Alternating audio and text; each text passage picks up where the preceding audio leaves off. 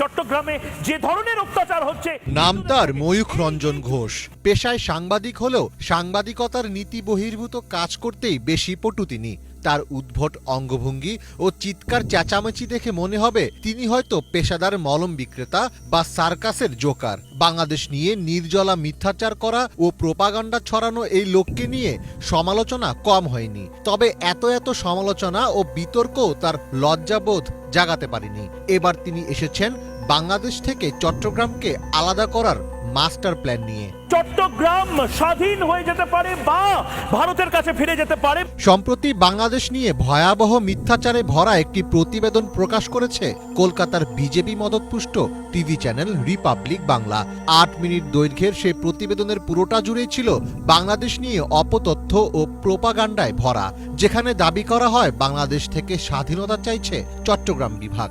Graphical উপস্থাপনায় চট্টগ্রামকে ভারতের অংশ করলে কি কি লাভ হতে পারে তা নিয়ে করা হয় বিস্তর আলোচনা। চট্টগ্রাম অঞ্চলের ৯৯% মানুষ হিন্দু বৌদ্ধ ধর্মের অনুসারী ছিলেন, এমন ভয়ঙ্কর মিথ্যা কথাও বলতে শোনা যায় ময়ূককে। ৯৯% মানুষ এখানে হিন্দু এবং বৌদ্ধ ছিল। চট্টগ্রাম অঞ্চলে হিন্দু ধর্মাবলম্বীদের ওপর অত্যাচার করা হচ্ছে বলে দাবি করেন ময়ূক। তিনি বলেন ১৯৪৭ সালের পর থেকে অত্যাচারের শিকার হতে হতে চট্টগ্রাম অঞ্চল থেকে বিতাড়িত হন হিন্দুরা, কিন্তু তার এই দাবি সম্পূর্ণ মিথ্যা ও মনগড়া।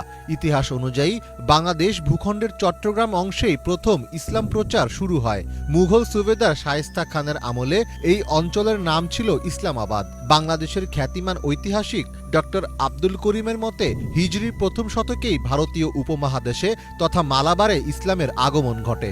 চট্টগ্রাম দিয়েই সর্বপ্রথম বাংলাদেশে ইসলামের যাত্রা শুরু হয়, আর এ কারণে চট্টগ্রামকে ইসলামের প্রবেশদ্বার বলা হয়। ফলে বোঝাই যাচ্ছে ইতিহাস ও প্রতিষ্ঠিত সত্যের তোয়াক্কা না করে দেদারসে মিথ্যা সংবাদ প্রচার করে যাচ্ছেন এই অপসাংবাদিক। আজ আবার নতুন করে বিদ্রোহ শুরু হয়েছে এবং আমি অবাক লাগছে আমার। একের পর এক অসত্য সংবাদ প্রকাশের কারণে বেজায় বিরক্ত নেটিজেনরা। তার অসংলগ্ন কথাবার্তা শুনে সামাজিক মাধ্যমে কেউ তাকে মন্তব্য করছেন পাগল, আবার কেউ বলছেন কমেডিয়ান। কিন্তু এত কিছুর পরও থামার নামগন্ধ নেই তার। উল্টো মিথ্যাচারে সহায়তা করতে তিনি সাথে নিয়েছেন সন্তু নামের আরেক লোককে। দুজন মিলে গলাবাজি করে টানা ৮ মিনিট ধরে তারা যা বলেছেন তা রীতিমতো অপরাধের পর্যায়ে চলে গেছে। এই চট্টগ্রাম বা এই অংশে ত্রিপুরা রাজা তিনি কিন্তু শাসন করতেন। প্রোপাগান্ডা চালানোর অভিযোগে বাংলাদেশের সুপ্রিম কোর্টের মাধ্যমে ভারতীয় চ্যানেল রিপাবলিক বাংলার বিরুদ্ধে ব্যবস্থা নিতে আইনি নোটিশ পাঠানো হয়েছে। একই সঙ্গে বাংলাদেশের ভূখণ্ডে তাদের নিউজ ও কন্টেন্ট নিষিদ্ধ ও ব্লক করার অনুমতি চাওয়া হয়েছে। তবে নেটিজেনদের অনেকে বলছেন শুধু নোটিশেই সীমাবদ্ধ থাকলে হবে না। মলম বিক্রেতা খ্যাত এই প্রোপাগান্ডা মাস্টারকে অবশ্যই উপযুক্ত বিচারের আওতায় আনতে হবে। মীর ফজলে রাব্বি, বাংলা ভিশন।